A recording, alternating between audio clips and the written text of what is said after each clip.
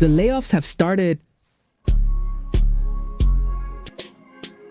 Hi, my name is Quinn Pratt, and I like to surf the internet looking for people who make fun of Charlie Kirk's death. And I go and report them to their employers so they get fired. We have sent more than 300 emails to employers, and now we have 15 confirmed firings. As you may know, a few days ago, Charlie Kirk's life was taken, a tragic and shameful event. But I think something nearly as regrettable as his death was the number of progressive and leftist people who came out to celebrate this event, to celebrate and justify what happened. Now they must face the consequences, mass firings for all who celebrated the shooting. They also mention here, Republican Ana Paulina Luna, we are monitoring the celebrations of Kirk's murder. Colleges and universities nationwide must know Congress is watching which institutions take the right actions. By firing the professors who celebrated the tragedy of Charlie Kirk or circulated videos that glorified what happened to him. Any university that doesn't do the right thing will lose all federal funding from the United States government. We continue. Breaking news. The United States Secretary of War says he will fire any public employee, civilian or military, who mocked or justified the Charlie Kirk tragedy. I agree. Look, from my point of view, what they did was unforgivable. How can you make fun of a father, a person who was simply debating at a university losing his life? How can that be a reason for you to make fun of it? I think it's simply shameful. To top it off, these people later edited the killer's photo to make him appear as a fervent Trump fan. Let's see.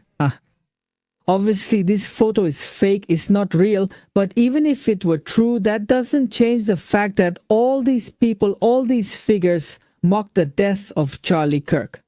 But look at what this leftist from Spain did.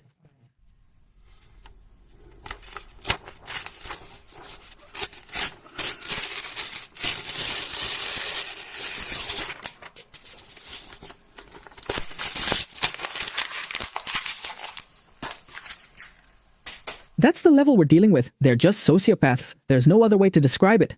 I hope a certain Marco Rubio doesn't get this video because, listen up, Secretary of State Marco Rubio announced that he will ban entry to the United States for any foreigner who has celebrated the tragedy of Charlie Kirk. I wish. My coworker was upset because she wanted to tell me Charlie Kirk had been shot, and I responded, good. So we started a whole conversation about that. And she says, well, you can't hate people for their political opinions. And I say, yes, I can. In fact, that's specifically the reason why I sometimes hate people. You can't hate me for my opinions because my opinions don't infringe on your rights. You don't hate me for what I believe because it doesn't interfere with your life. Some of these opinions are dangerous, and I'm glad he got shot. I hope he dies. I don't care. A nurse just wished the worst for Charlie Kirk and celebrated his shooting. What madness. I think it's extremely serious. Because what would happen if tomorrow someone with a different political and ideological view from this woman comes to the emergency room? Would she let them die? That's a good question. I find it very, very interesting. And that's exactly why I say many of these people really should be investigated. And I wouldn't be surprised if many of them could end up losing their jobs. In fact, let me remind you that they created a database to collect the names of people who expressed joy on social media about the tragedy of Charlie Kirk. In this database, they are collecting not only the names, but all the information of each and every one of them.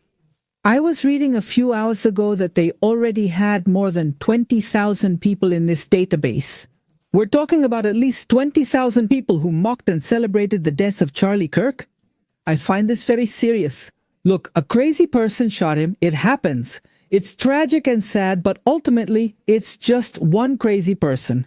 But the fact that there were 20,000 people who were happy and celebrated seems extremely serious to me. We live in a society of crazy people. And the worst part is that many of these people are teachers, doctors, students, politicians. What complete madness. I mean, people who are supposed to be normal, who are part of everyday life, but who are actually sociopaths. There's no other way to describe them. And yeah, I know that yesterday we watched videos where, for the most part, the people who were celebrating were, well, you know, right? The typical woman who weighs 400 tons, who loves McDonald's, who has a nose ring and blue hair. Shouting, hooray, I'm glad what happened to Charlie Kirk. We saw that yesterday. However, it wasn't just those kinds of people who were celebrating. There were people who looked normal, like this nurse, and they were celebrating too. Look here, they're telling us breaking news. Medical worker praises Charlie Kirk's tragedy, expresses how much she hates conservatives. She said she's glad he got shot, hopes he dies, and doesn't care. Wow. Are they aware? I mean, this was said by a healthcare worker, a nurse. It can't be possible. Then Rolling Stone magazine released this statement. The Make America Great Again right says that Charlie Kirk is a martyr for free speech, yet he still wants people fired for criticizing his rhetoric. No. The thing is, people were celebrating, they were shouting and jumping because a family man had died.